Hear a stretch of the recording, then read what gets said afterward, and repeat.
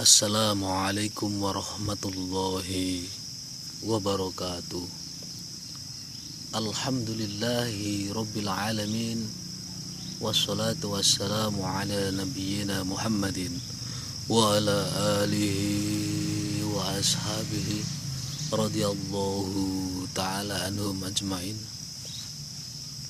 Bismillahirrahmanirrahim. Hasbiyallah fawaddu amri ilallah masyaallah la khala wala quwata illa billah.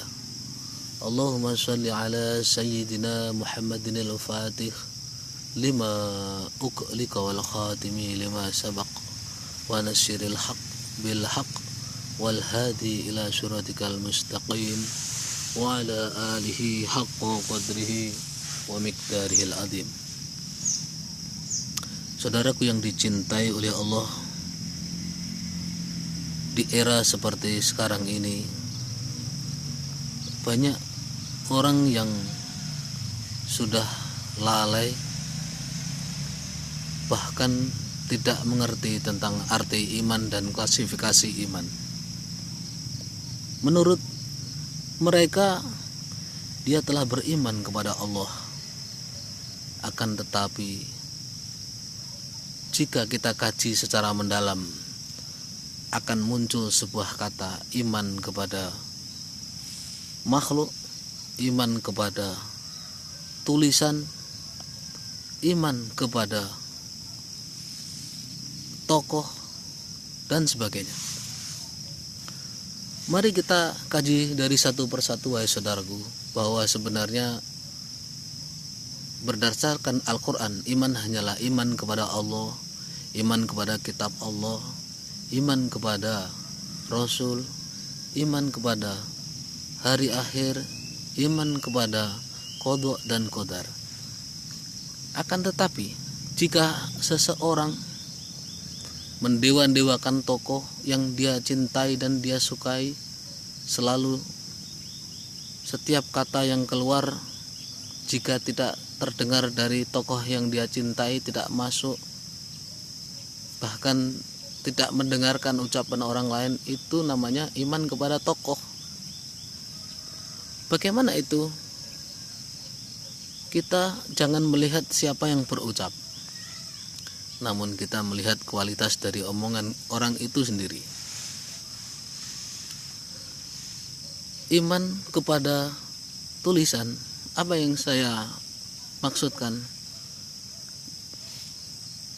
Tatkala kita melaksanakan takbiratul ikram, terbayang di hati kita dan di pikiran kita, tatkala kita berucap Allahu Akbar, kita terbayang sebuah lafaz Allah.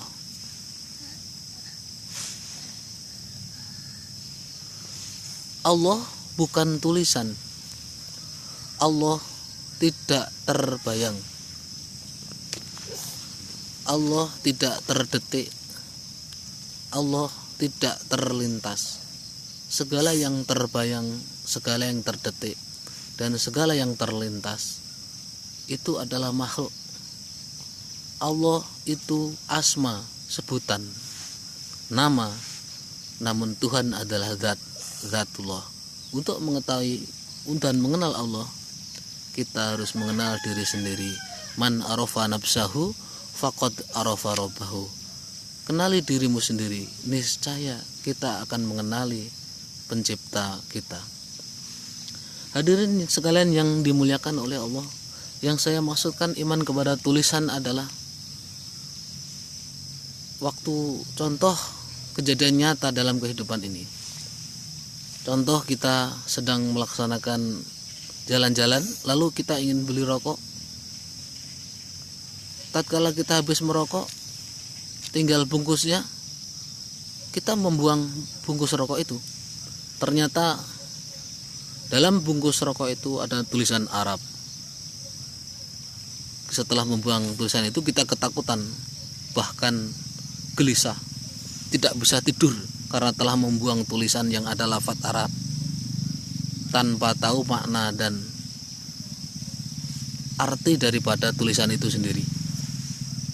Setelah kita gurukan, kita tanyakan ke orang yang lebih tahu tentang makna tulisan Arab yang ada dalam bungkus rokok itu, ternyata maknanya adalah halal. Halal Anda nikmati. Nah, itulah yang saya maksudkan dengan iman kepada tulisan. Bahkan ada yang namanya iman kepada atasan. Apa itu? Contoh, seperti zaman seperti sekarang ini, betapa susahnya orang mencari sebuah kerja. Lalu kepada atasan kita sampai merundukkan kepala, mencium tangannya istilahnya, dan mengatakan, wah, sekarang kalau tidak ada backing, tidak ada koleksi, tidak ada koneksi, susah. Harus ada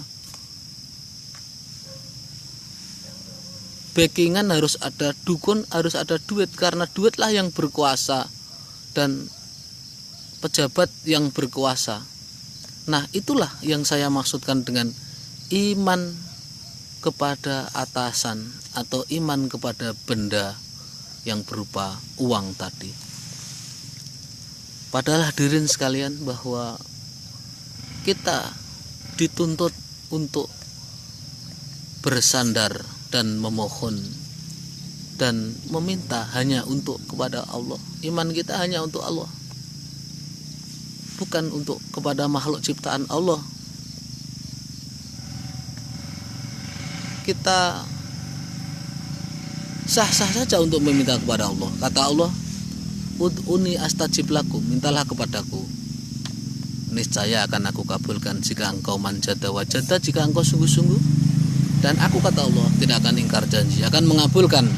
Aku, kata Allah, la tukhliful mi'ad, tidak akan ingkar janji.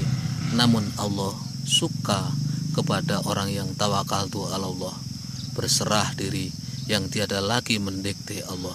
Itulah kategori para ma'rifatullah. Hadirin sekalian, semoga yang saya sampaikan ini ada manfaatnya buat saya pribadi khususnya, supaya lebih bisa membentengi diri terhadap betapa besarnya godaan di akhir zaman ini. Dan semoga ada manfaatnya buat saudara-saudaraku dimanapun Anda berada. Akhirul kalam, assalamualaikum warahmatullahi wabarakatuh.